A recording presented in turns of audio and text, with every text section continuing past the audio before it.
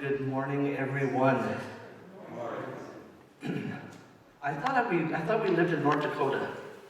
I woke up this morning and I walked out the front door and I thought, we're in Texas. Well, we're going to have a great day anyways. It was a nice couple of days of some wind and some rain, and today we're going to have some beautiful weather, I'm sure, so we can go outside and enjoy. Today we're going to be talking about our fifth part of this message of the As For Me and My House series, and we've already talked about mothers, we've talked about children, marriage, and so forth.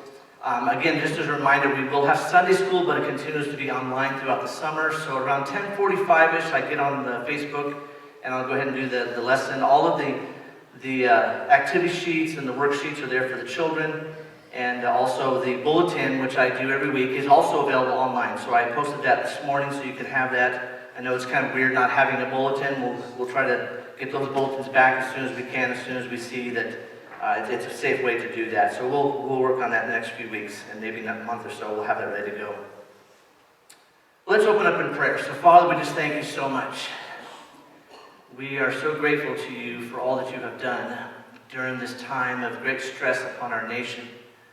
All the things that are going on with our economy and this virus that has taken so many lives, and all the unrest that our country is going through right now. That we must lean on you and give you the glory and seek what you're trying to do in our nation and learn from you. But always be faithful in what you're trying to say to us, and that we might give you all of our heart to love and to worship you. And we pray that we will do that today, that we'll worship you and honor you for who you are. We just love you and we thank you for everything that you do for us. Amen. Let's all stand, and we're going to sing this song. It's out of hymn number 443 for those who do have hymnals at home, and it's Trust and Obey. With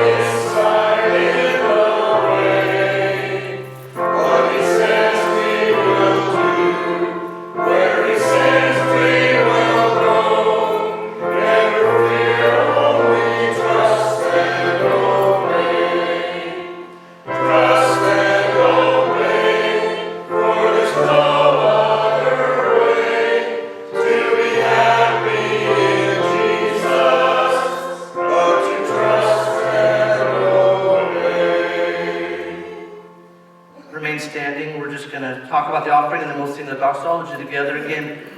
During this time, the church has been so faithful in giving, and I'm so pleased that we continue to give, even though we haven't physically been here at the church. You can do that through just sending it to our P.O. Box 245, and it comes to our P.O. Box, and we can deposit it that way.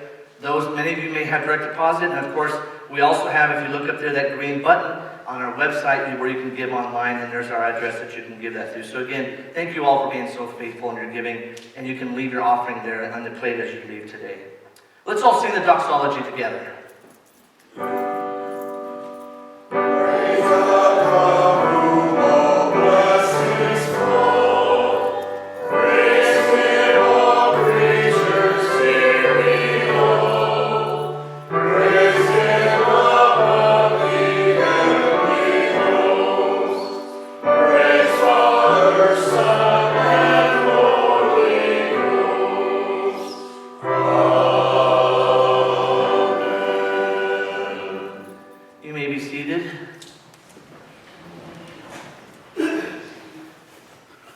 Now I notice we don't have any children in here today, but I'll still do the message because I'm sure there's children who are watching. A lot of our families will oftentimes go to the lake, and now that we do this online, a lot of our kids and the families can watch from there, or if they happen to be in their cabins or whatever. So today I've got a little illusion for everybody, and I just want to show you that this is indeed empty. See there, it's empty. Everybody can see that. Okay. Just wanted to show that to you. And then I want to show this. Make sure that you guys know that that's empty too. Okay? Just so you know that. Okay? But there is something in here though. And here it is. Now I'll reveal a secret during Sunday school if you want to see how it's done. The idea behind this is a thermos that was given to my wife and I many years ago. It's from Royal Rangers, and it's called Ready for the 21st Century. It's a discipleship program that we use, and it's a great way in which to minister to boys all over the world. In fact, I think it's in like 160 countries. It is a really very fun and interesting ministry that we do with Have Boys, and the reality is it's a great outreach to our community. Today we're going to be talking about community, and the whole idea is that we as a church can reach out to our community. Now our church does it a little bit differently. We don't have Royal Rangers. But we have lots of ways in which we as a community we as a church speak to our community. And that is the message for today, is how we as a family, how we as church family speak to our community. So again, I just want to share that with the kids, and maybe the kids can try to figure out how I did it. And I'll share the secret of how it was done during the Sunday school message. Well, let's all stand and let's sing one more hymn here, and it's called My Jesus, I Love Thee.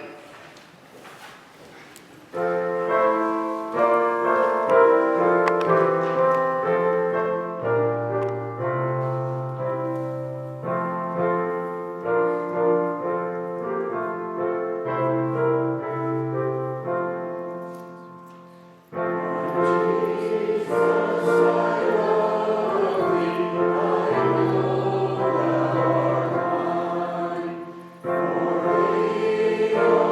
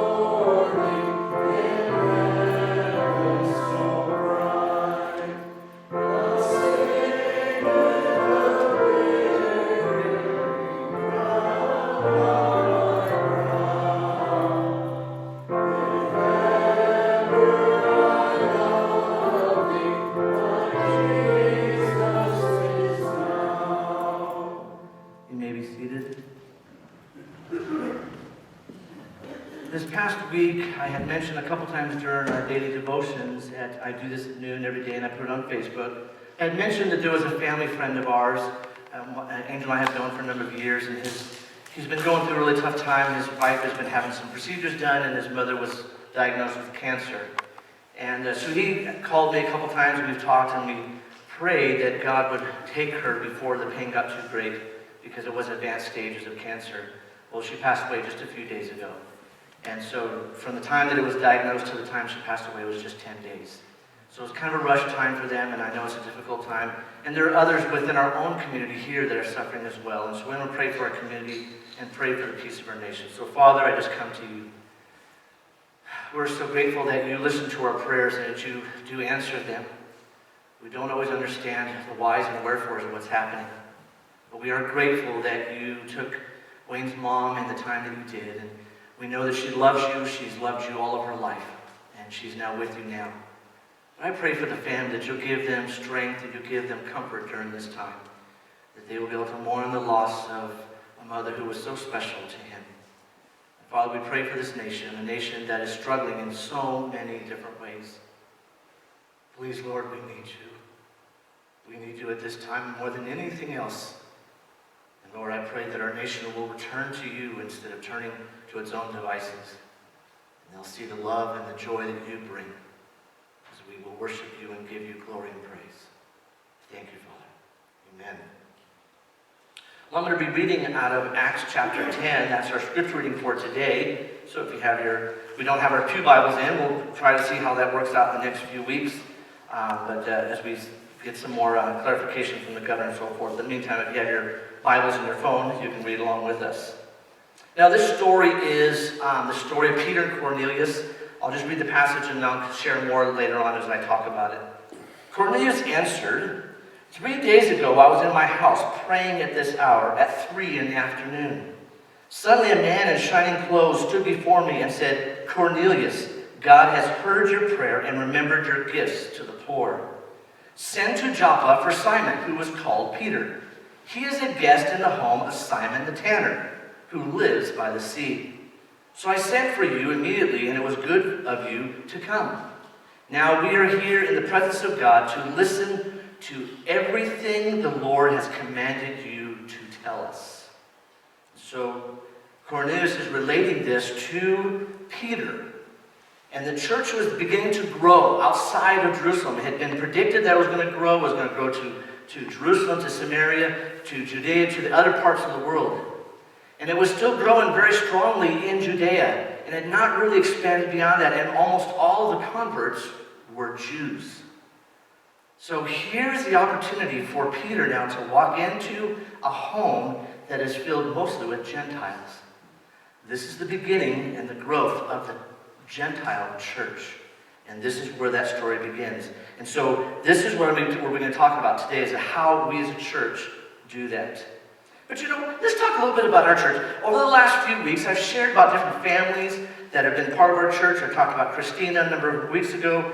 I've talked about just a bunch of different people in our community who are part of this church, or part of the Baptist church, part of the Lutheran church, that have made such a difference in our community. But let's talk about the church that we have here today.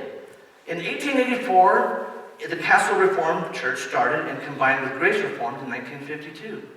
So 120-something plus years ago was the beginning of the Reformed Church here in this area.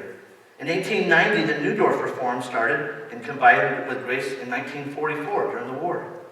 In 1909, Johannes Thal, just north of here, started and combined with Grace Reformed, and also in 1944. In 1916, Grace Reformed was started, and with Castle, Neudorf, and Johannesthal, joined with 2 other churches in 1979 to form the United Church of Christ. But there was more. In 1905, the new Castle Reformed Church started and then joined the UCC in 1979. The present building that we have here today was originally a congregational church. It was built in the 50s, but the congregational church started in 1912. And then it joined with the Worms Congregational Church that had started in 1909. And they did that in 1936. And then all of these churches together in 1979 became the UCC. Then in 2018, we returned to our Reformed roots and join the RCA. But there's even more. You see, a number of years ago, the Methodist Church shut down here in the community. And many of those members came here. But over the years, other people have moved into our community. People from Pentecostal backgrounds, people with Lutheran, Baptist, Catholic backgrounds have come and called faith their church. And through all of this, this church has remained faithful to Christ. And that's what we're talking about today, commitment. This church has been committed to Christ the entire time. Despite all of our widely divergent church backgrounds, it has remained fruitful and is a valuable part of Wishick and a witness of God's goodness throughout the years. But let me ask you this question here. If our church closed today, would the community miss us? Now, I'm not trying to be facetious. I'm not trying to be silly or funny. I'm really trying to drive home the point. What value is this church family to this community? Do we model lives that are devoted to Jesus? Do we love and care for each other? Do our marriages basically give a viewpoint of what the church and Jesus is all about? Do people in our community say, I want what they have? When I would be asked to go to a church, and many of you know I've been in churches all over the country, served as an associate pastor, one of the things that I would do is when we would come into the community, my wife and I, we would go to a nearby restaurant. And we'd ask the waitress 2 questions. The first one is, are there any churches nearby? And we always try to choose a restaurant that's pretty close to that church that we were interviewing at. And if they would say, no, I'm not so sure, then I'd kind of wonder about the church. And then the next question is, do you know anything about such and such church? And then they would say, no, I don't think I know anything about it. Or one time when we went to Wisconsin, that church up there, they said, oh, that church is such a great church. They're doing outreaches all the time. They're such a wonderful church. We just love going there. Well, then that makes a difference on how Angel and I then approach that church and whether or not we truly are needed there. So in Joshua chapter 24, verses 21 through 22, Joshua again, remember, as he's talking to the people, he's asking them to make a commitment to the Lord. Now in verses 21 through 22, though, he repeats what he's asked earlier. So let's read what he says. It's so funny. He says to them, but the people said to Joshua, no, we will serve the Lord. Then Joshua said, then you are witnesses against yourselves that you have chosen to serve the Lord. And they replied, yes, we are witnesses. Joshua was trying, in a sense, giving them one more chance to say, really? Are you really going to commit to him? Are you really going to follow him? So now he's repeating it one more time to make sure that they make a vocal declaration, yes, we will serve the Lord. We will do that. You see, now at that point, they had just taken over the land. And they were now going to be a visual representation of who God is in that country. That was a huge burden that Joshua was placing upon them. That from that point on, they would be a visual representation of God in that community. So the question is, and this is what he was asking them, is, are you going to be committed? What should the response be to this truth? What should we be doing? God still calls us to holiness, like we talked about last week, but how do we live it out? How are we to live holy if we're not committed to him? What is our church known for in this community? I think it's known for being a welcoming and loving place. It's something I've said and heard from many, many people who have come here. It's a church that loves Jesus. There's no doubt about that. And very clearly, it's been a faithful church for many, many years. And it's a church that truly cares for all of God's people, not just those at faith. And I know that for a fact, because other people who came here for a short time while there were some difficulties in their own church, they said how welcome they felt by us.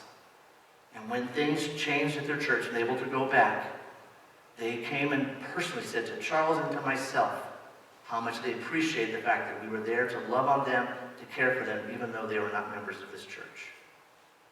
That's a commitment that Joshua was talking about. A commitment that's called to God, not to a physical locality. It's not an institution, and it's not even a person, except the person of Jesus Christ. So that's who we want to be committed to, is to Jesus, not to a person, not to an institution. So let's show this video here. Gentlemen, to the community safari, where each home is an exciting adventure. Here's our first stop. This is Jana. She's a single mom with 3 boys. She hardly has time for herself. Simple tasks like gathering food for her offspring is quite stressful. This aggressive behavior between the boys is often a result of the lack of a male role model in their lives. Let's withdraw from this situation and let the mother bear tend to her cubs. Okay, now for some excitement and drama. This is Rick and Catherine. They've been married for 6 years. No. Little Mickey on the glass and keep her hands in the vehicle at all times. These can be very aggressive animals. As with any aggressive animal, do not look them in the eye. Oh no, someone's looked him in the eye.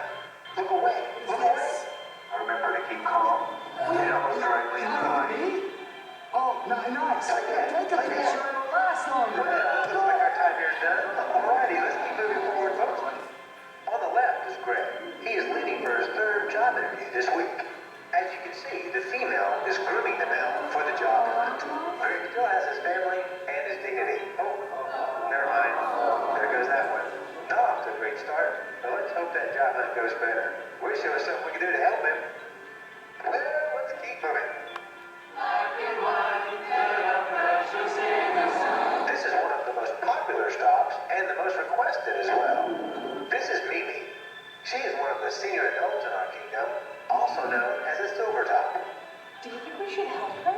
She has recently been widowed as her husband passed away this last summer. Simple tasks like lawn care and taking out the trash have become quite difficult for her. Oh, she fell! Okay, ladies and gentlemen, as you can see, she's trapped, it looks like. I need you to calmly get back in your seats. We need to let nature run its course and calmly remove ourselves. Let's head back to the church, shall we? It's cold. And I need to mow my grass. You know, the great thing about going back to the church is, you know you're safe. So remember, folks, it's a wild and dangerous place in your community. So be grateful and thankful you have the safety of your own church. Thank God that's not our church. But the whole point of this, and what I'm trying to say here, is that the community does need us. And the community is a place where people need to know that we are there for them.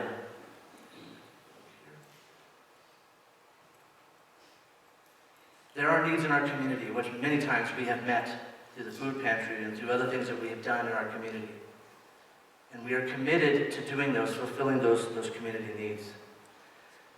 Now, I'm going to tell a very interesting story about commitment that's going to kind of shake your boots a little bit. This is a story found in Genesis chapter 22 about the test of Abraham. Now, Abraham, well, let me just read it. Sometime later, God tested Abraham and said to him, "Abraham, here I am," he replied. Then God said, "Take your son, your only son, whom you love, Isaac, and go to the region of Moriah. Sacrifice him there as a burnt offering on a mountain I will show you." Early the next morning, Abraham got up and loaded his donkey. He took with him 2 of his servants and his son Isaac. When he had cut enough wood for the burnt offering, he set out for the place God had told him about. On the 3rd day, Abraham looked up and saw the place in the distance. He said to his servant, "Stay here with the donkey, while I and the boy go over there. We will worship, and then we will come back to you." Abraham is being tested. Now, let's not forget the time in which Abraham lived. It was very common for people to sacrifice their firstborn child to their God. And Abraham was still part of a very mixed up culture, so it was very understandable that he thought, well, maybe God would be the same way. Yet he had a little bit different faith than the rest. To us, this may be repugnant or disgusting that God would even do this, would even ask us to sacrifice our own son. Yet it also, if you think about it, it talks about when God sacrificed his own son. But he said a lamb would be provided. Now what's interesting, and so he obeyed. Immediately he did exactly what God had called him to do. He didn't second guess God. He didn't say, "God, but for 25 years you made this promise that I was going to have this son, and then through this son I was going to have like multitudes of people, and now you're telling me to get rid of them? That doesn't make sense to me." So then he says to his servants, and here's where we understand where his faith was different than the faith of those around him. He says to his servants, we will go up and we will worship the Lord, and we will come back. He knew that somehow God would provide. Now let's not forget that this is the Isaac that was the Isaac of promise. God was asking him to give up this promise. But yet Abraham believed. He was committed to follow through exactly what God had asked him to do, even though it may have made no sense. Yet he somehow knew that God was going to make it happen, and he could trust God to do that. A little personal story on our part. My wife and I, when we transitioned from Loyalton Assembly of God, from one pastor to another, we could have easily have left and gone to another church during that time. It was a difficult time. Our pastor was having some difficulties. The church board actually fired him, and then another pastor came on board, and he had a different way of doing things. My wife and I were the youth pastors for not just our little church, but also for the entire community. It was a town of about 1,000 people, and my wife and I had about 40 to 50 kids that we ministered 3 nights a week in that little tiny community. 40, 50 kids would come to our church that night, and we'd have ministry towards them. But when the new pastor came, he didn't have the same mindset of youth ministry that we did, and so it was decided that we were going to step down. And he was going to get a new youth pastor. It was all on pace. It didn't really matter anyways. I was working full-time as a teacher, and so it wasn't going to affect us financially, or we weren't going to have to move from the community. But the reality is we had to stay. Are we going to be committed to God or to this church? And the reality is we had to be committed to God first, and God never told us to leave, even though it was a difficult time. What was sad was during that whole time, during that transition, the church had gotten really big and was growing because we acted as interim for a while. But then when that happened, and when this new pastor came and asked us to step down from that, a lot of people left the church because of it. Because they thought, how in the world could you ask someone who's got such a successful ministry to step down from that? And it was very hard on Les and hard on the church. Les and I are still friends to this day, and Les and I never disagreed on this decision. And so what was interesting, though, is that we realized that we had to be committed to God first and not to a specific church. But as it turned out, God said, don't leave. I still have a job for you. And it was then that I got involved in Royal Rangers. If that decision had not been made by Les, if he had not made that decision to ask me to step down and then I would go and move into Royal Rangers, I would have never gone to the national office in 1999 to help rewrite the entire curriculum that is now used in 160 countries around the world. If that decision had not been made, we were committed, and because of it, God used us. So in Acts chapter 10, we have this story here. Again, let's not forget, Cornelius was a devout Gentile. It says he was well known for taking care of the people. He was a good man. He was known throughout the entire community as a good man. But God was preparing him. And he was preparing Peter at the same time. So let's read again verses 30 through 32. It says this. Cornelius answered. So he's talking to Peter. Peter asked him, he says, 3 days ago I was in my house praying at this hour. At 3 p.m, suddenly a man in shining clothes stood before me and said, Cornelius, God has heard your prayer and remembered your gifts. Send to Joppa for Simon. At the same time, just about the same time that he is sitting there, Peter is having a vision on top of a church, or top of a building in someone's house. And all of a sudden out of this, he goes, Peter, he sees this big old net of animals, all kinds of animals he's not supposed to eat. Stuff that's good stuff. But the Jews were not allowed to eat certain animals. They weren't allowed to eat pigs. Can you imagine that? No bacon? They weren't allowed to eat those type of things. But this net comes down with all these animals, and God tells Peter to eat. He goes, God, but I can't. He says, I have never eaten anything impure or unclean. And God said, eat. Do not call anything impure that God has made. When Peter went to Cornelius' house, God had already prepared his heart that what he had made was not unclean. The Gentiles were considered unclean to the Jews, unless they had converted to Judaism. So now Peter knows that God has told him to now speak to them. And the words that he says to Peter is, we are here now to listen to whatever you tell us. And because of that, Cornelius and his entire household became Christians. It was the obedience of both Peter and Cornelius that opened the doors for the Gentiles to become part of the church. It had to be something miraculous and significant to convince Peter and the Jewish church at that time that indeed this is what God was trying to do, and this is what he had meant all along. If it hadn't been for that, who knows where we would be today. So the heart of the message is this. What is really the whole purpose of this message? First of all, Joshua is telling people to be faithful. He says, be faithful. Number two, he tells them to choose to be faithful to God. Number three, he told them to live a life of gratitude, so that every moment you can take joy in what God is doing in your life. Fourth, he told them what we found out last week, is to be holy. This is how you live out your life. This is how a faithful life looks like, is to live a holy life. And today he says, and now be committed to the things of God. This is the heart of what he's trying to say to us. To serve the Lord with all of your heart. Be committed to him. So we have a special song that we have the Grays and the readers are going to sing. And it speaks about a commitment, and you'll understand once you start hearing the words to the song.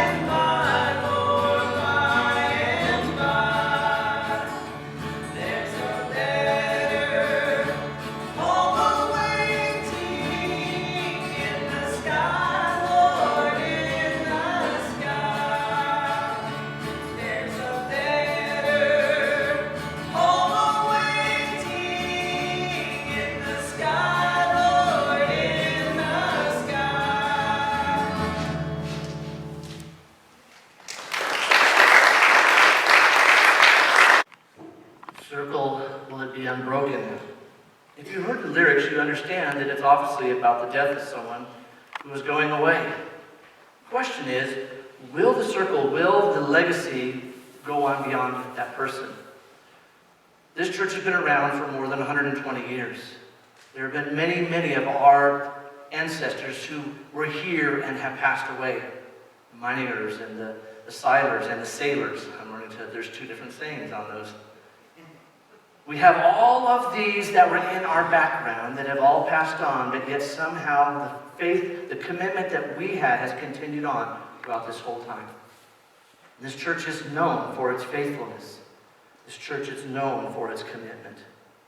And so when you gather together with your family this coming week, think about this question here, something you can talk with one another. My wife and I do these often and talk about some of the things that we have addressed during the messages. And this one is, what is something that you have committed to in the past or held to, or that you did or you did not follow through with? And many of us can remember as played sports when we were kids. And then all of a sudden, some other great activity came up. And what would our dads always tell us?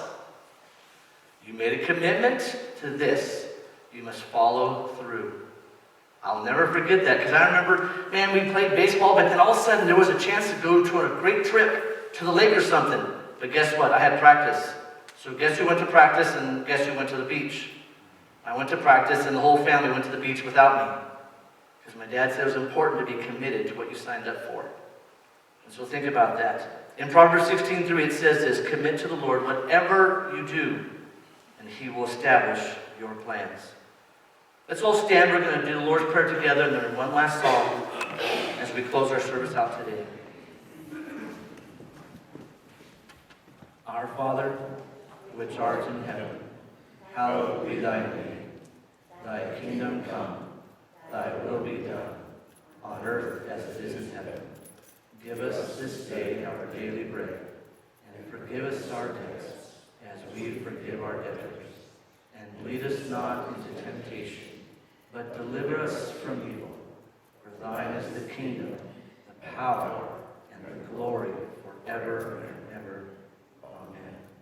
I'm going to sing this last one, "Oh Jesus, I have promised," and it's hymn number 458.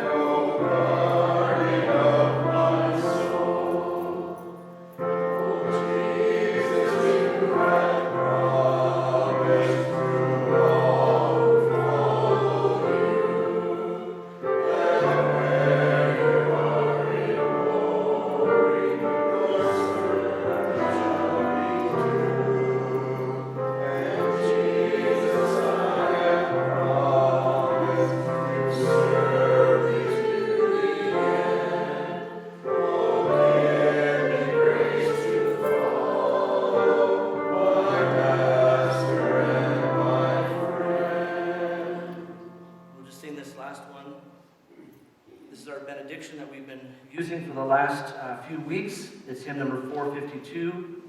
And it seems like it's so appropriate to sing this as a benediction to speak about all the things that God has brought us through. So let's sing this together as we close.